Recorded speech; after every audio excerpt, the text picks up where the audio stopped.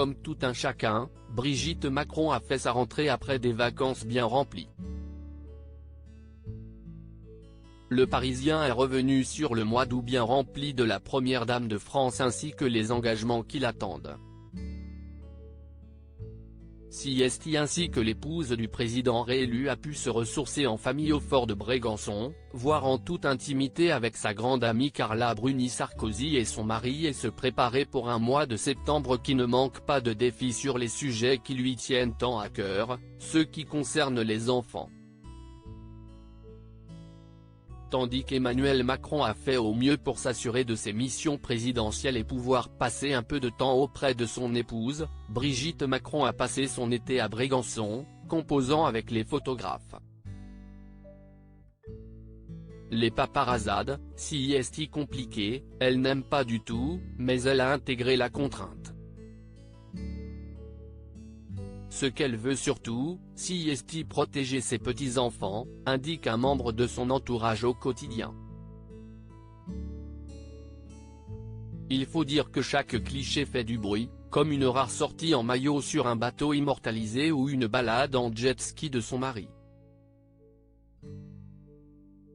Difficile pour le couple de passer inaperçu. Une attention difficile à gérer dont elle a pu sûrement discuter avec un autre couple politique très médiatisé, Nicolas Sarkozy et Carla Bruni. Les amoureux ont séjourné eux au Cap-Nègre comme à leur habitude et les parents de la petite Julia ont dîné avec l'actuel dirigeant français et la First Lady. Une rencontre révélée par Le Parisien qui souligne à quel point les deux présidents et leurs épouses se connaissent et s'apprécient. Sur le pont de la rentrée désormais, Brigitte Macron est de retour à l'Élysée, dans son bureau personnel.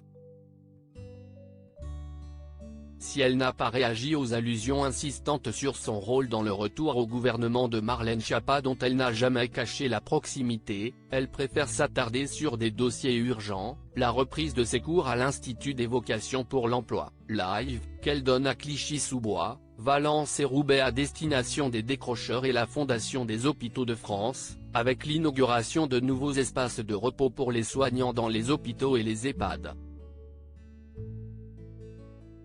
Par ailleurs, elle poursuit son travail pour faciliter l'accueil des enfants ukrainiens réfugiés en France avec notamment le concours de celui qui a succédé à Jean-Michel Blanquer, Papen Odiaye. Enfin, Brigitte Macron a rendez-vous à Marseille dans quelques jours avec la secrétaire d'État à l'enfance Charlotte Caubel pour inaugurer une unité d'accueil pédiatrique à destination des enfants maltraités.